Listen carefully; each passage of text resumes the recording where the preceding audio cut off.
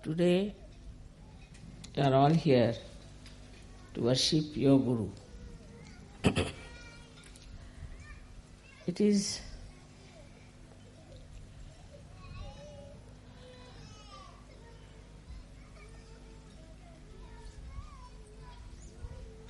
a common practice, especially in India, that you must worship your Guru. And the Guru has to fully be in control of his disciples.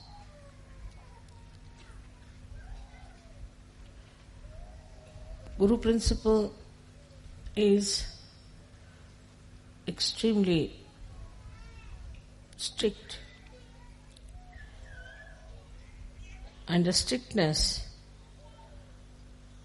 made many people could not conform to the ideals of a disciple.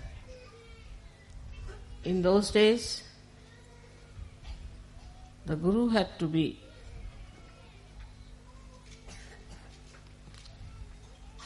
absolutely the authority. And it was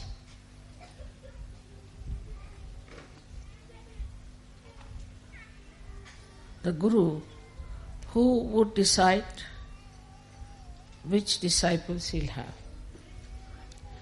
And one had to go into great tapasya, to great penances, to even become a disciple. And this hardship was the only way the Guru used to judge. Gurus would always live in jungles, and they would select their disciples, very few, very, very few. And they had to go and beg food from the neighboring villages and cook food for their Guru with their own hands and feed the Guru.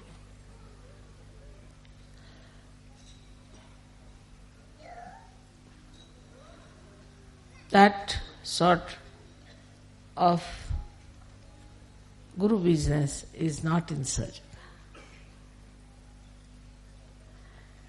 That basically we must understand that the difference between those styles of Guruship and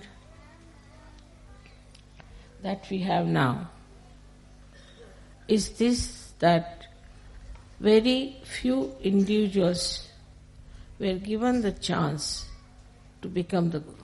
Very few. And these few also were selected out of quite a lot of people, and they felt that there was something really special, that they are being selected, chosen, and that whatever they will have to go through is all welcome. With this idea, they became the disciples. But Sahaja Yoga is a very different thing. I would say just the opposite. First of all, your Guru is a mother, and who suffers from Sandra Karuna. At the slightest things that happen to you, my eyes get filled with tears. So, as a mother, to be a Guru is a very difficult thing. But at the same time, for you to achieve heights is also difficult.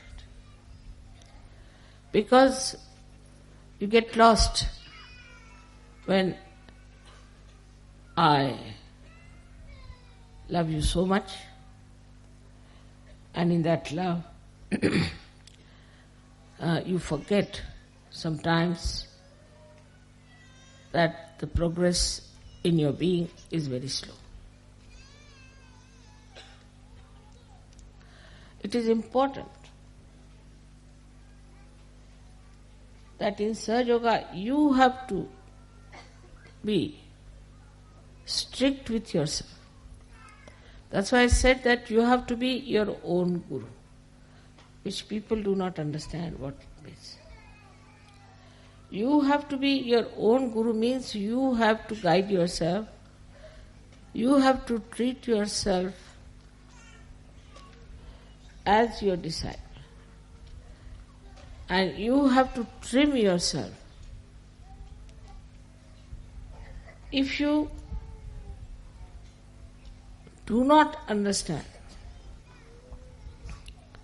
the responsibility as Sahaja of working it out yourself, everything, you cannot move very fast, because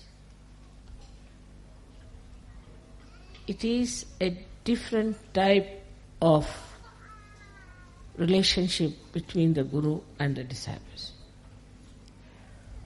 So first I have always said you become your own Guru.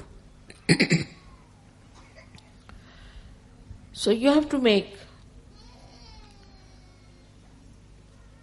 a lot of introspection and fix your ideals. Before you, I am sitting. You have seen me how I am. I can eat anything. I need not eat at all for days together. I can sleep anywhere. I may not sleep at all. I travel for miles together untiringly. I have this energy because I am a guru of myself also. So the first thing is that there should be a lot of introspection. What's wrong with me, not wrong with others? What's wrong with me? Am I seeking the comfort of my body? The attention, is it on my body or on my spirit? If so, what am I doing? I think best thing is to write it down. Can I sleep on the grass? Can I sit on the stone? You have to make this body work. Can I sleep anytime I like, and can I keep awake anytime I like? I've seen people doze off. The reason is this, not that they're bad or in any way indisciplined people, but because inside they are tired. If you are tired inside, then you feel tired all the time. You will see on the television, if you see people in the West, they are always sitting like this. Because they are so very tired. Why are they so tired? They don't work so hard. So introspect how you behave. Now when you start introspecting yourself, you'll also start introspecting your surroundings and your styles and your methods and what you are doing to yourself because of the conditionings of the outside. Now the conditionings of the outside in the West are of a psychological nature. Indians have other conditionings which are also quite surprising. or we should say the Western people, they must wash their hand 10 times. Even if their skin comes out, they'll go on washing like mad. They must have a bathroom attached to them all the time. They must have their baths. If they don't have bath, they are not comfortable. They have other conditionings also. All kinds of stupid conditionings they have. But the conditionings that we have in the West are more psychological, and that's why you cannot find out what's wrong with you. The physical conditionings are not so dangerous. You can get over them or you can manage. But when you have conditioning of your psychology, you cannot understand what's wrong with you. Now, if you introspect around, what you will find is a very subtle thing. Firstly, that because of the wars maybe, I don't know why, but everybody is afraid of everyone. Especially I think Freud. Because of Freud, even the mother is afraid of the child. And all these things to Indians are absolutely, they can't understand this. But you people know that very well. They won't touch anybody. They won't hug anyone. First of all, when they used to play football, they used to hug. But now I see they don't hug, they just touch hands like this. After some time, I think they may just do like that or something. So frightened that nobody, even the children I've seen, are frightened of hugging their parents. So the expression of love is not there. And when there is no expression, there is no love inside. And that's how it goes on drying up and drying up and drying up. There was a little girl in Sahaja Yoga. And I had some present for that child. She was quite young, must have been about 10 years of age. So I gave it to one Sahaja Yogi, Western Sahaja Yogi, that you go and give it to her and say that I have given. No, mother, I won't give. I said, why? She'll misunderstand me. I said, what will she misunderstand? It has gone so much into the heads of people. And this has created really the psychological insecurity within you. From very childhood, this insecurity has been working. And that's why you are frightened of each other. Even of your parents, of your brothers, your sisters. Psychologically, you are suffering. And when first I came to England, they used to say it is the insecurity. I said, what insecurity? The whole world is afraid of the Western world. And what are they suffering from insecurity? They have made everybody insecure all over the world. And why? What are they insecure? They are insecure within themselves, in their own society, in their own family, in their own groups. They are so much frightened of each other. So the first thing, you should be fearless. You are a Sahaja Yogi, you are no more immoral. Cannot be immoral. If all the time, if you start thinking that you are immoral,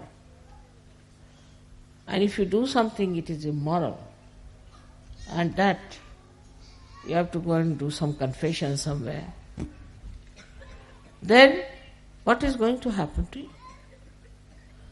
What sort of a personality you will have?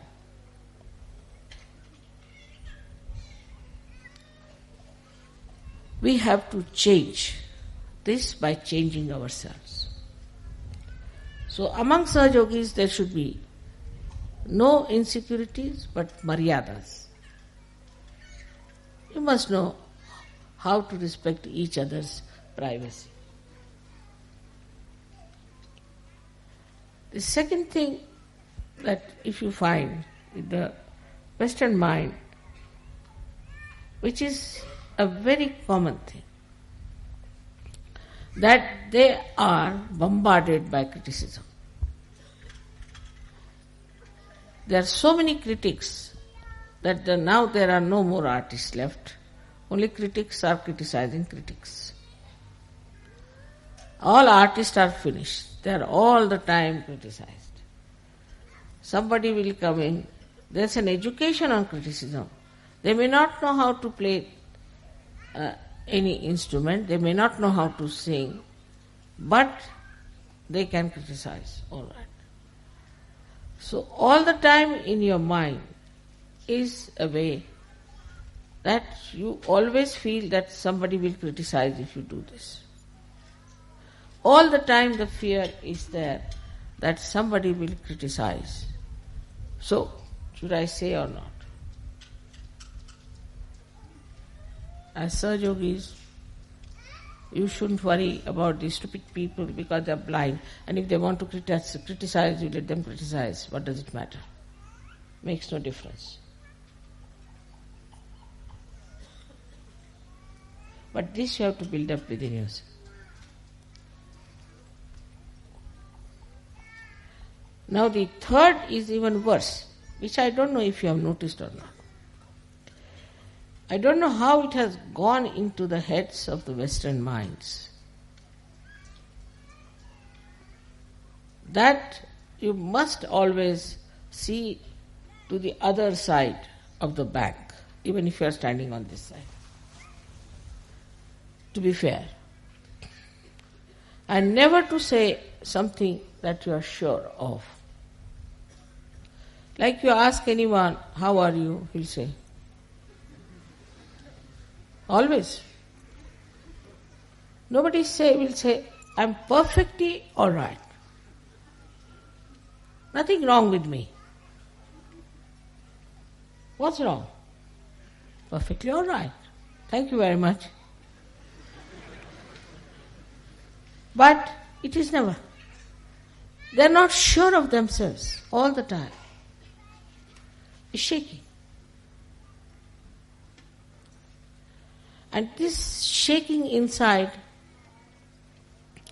gives you a personality which can never progress.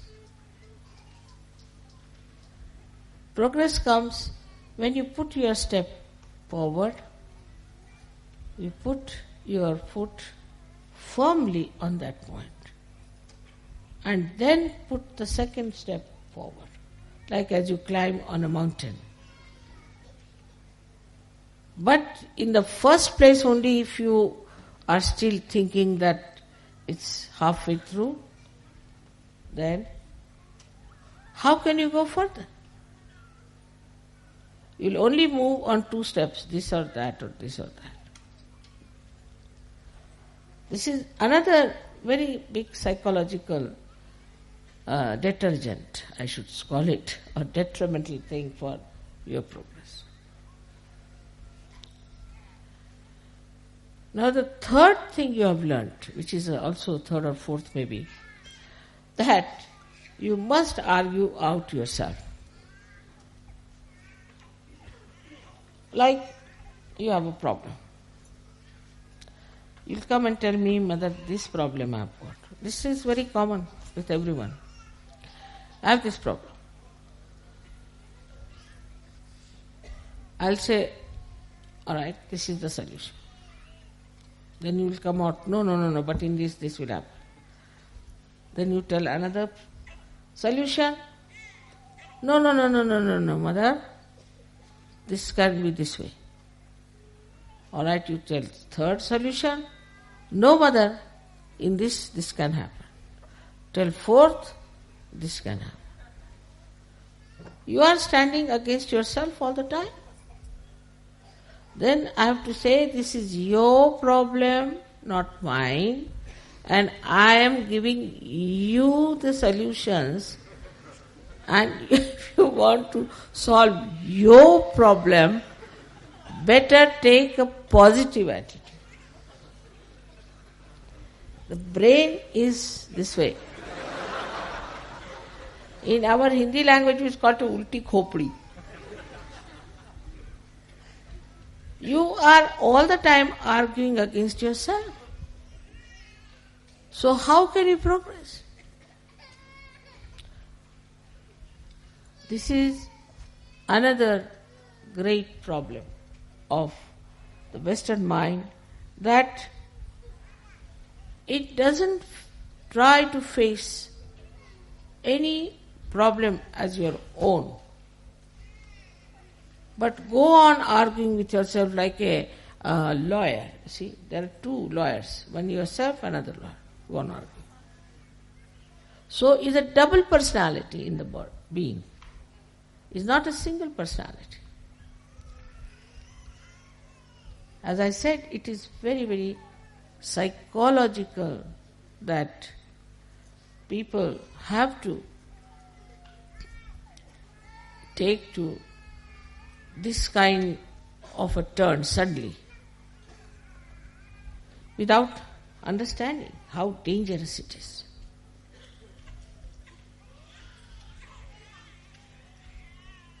With the enlightenment of your brain, they should disappear. On the contrary, in Sahaja Yoga, it's very dangerous. Because you say something, you are a Sahaja Yogi. You are connected with the all-pervading power. Whatever you say gets connected. And it acts. It's very dangerous for you people not to realize that you are realized souls, and not to assume your own powers. Like, see, I have to say something secretly, then I must put my hand here and then say it, because it is connected to the mains. But supposing I keep it open like this and say something, it goes to everyone. In the same way, whatever the Sahaja Yogis say or desire or want, there are just people sitting there, see here and here, you have put them there. They are listening to you all the time. They are so anxious to do your work. All right, you say so, done. So, whatever you think, or whatever you desire, or whatever you say, you have to be extremely careful.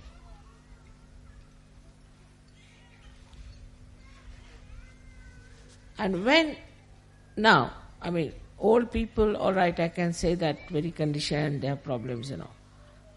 But the generation that is here, most of them are all capable of improving yourself and making your brain straight by bringing it backwards to the forward.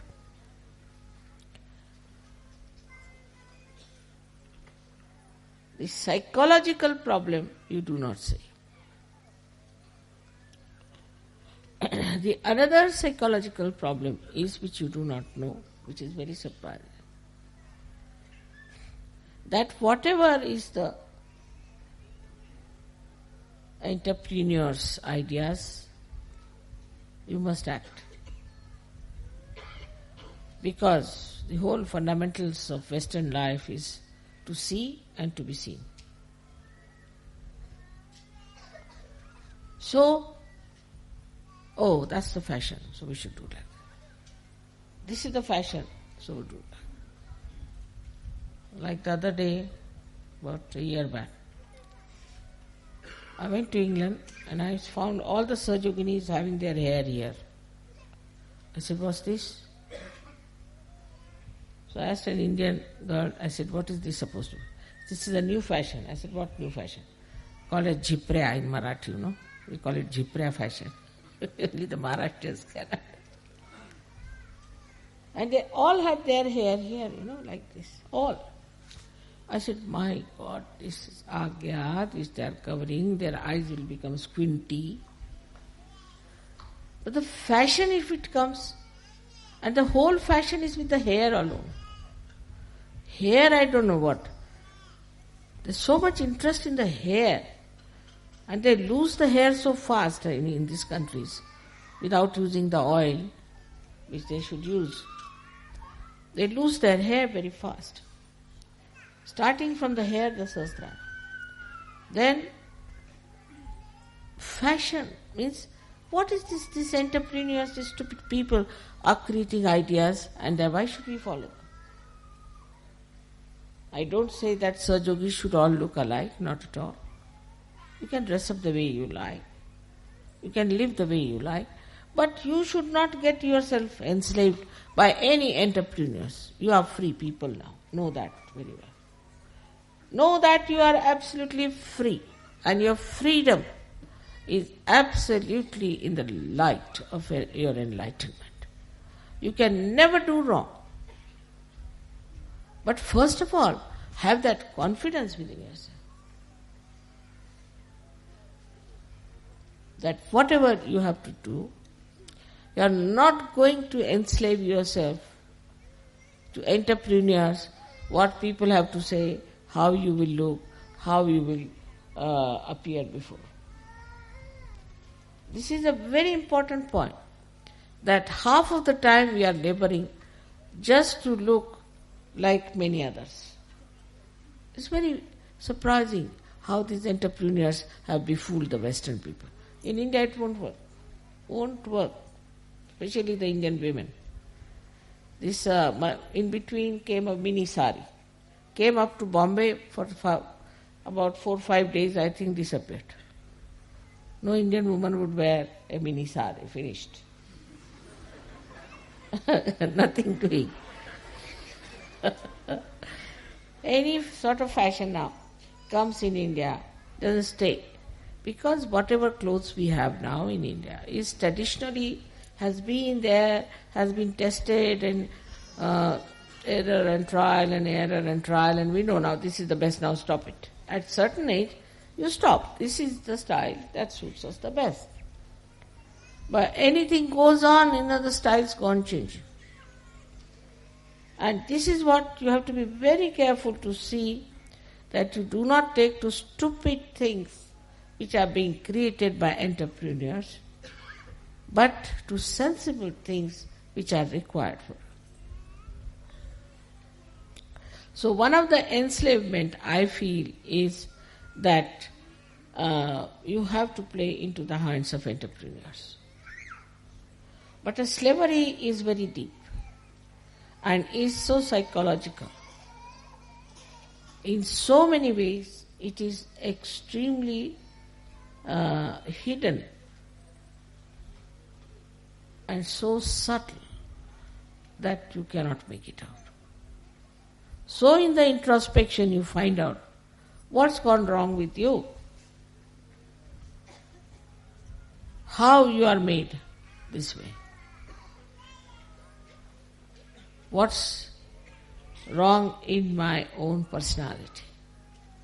It has come from all the surroundings and the way people have been putting ideas into my head. You should have your own ideas. You shouldn't worry what Plato said and what Socrates said and what this thing said. What do you think? After all, you are enlightened people. But then there is another psychological thing which is even the worst. And that, Mother, if we are very sure, then we are putting up our ego. They are so much afraid of their ego that as if after some time they'll take off. The ego will bloat so much that will take off. This is another fear people have.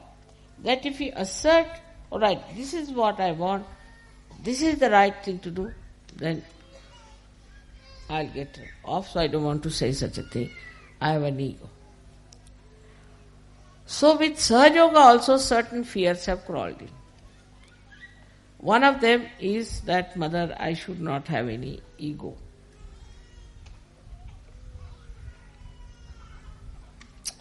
Now, what is the problem of ego? That also surprising despite all fear and everything.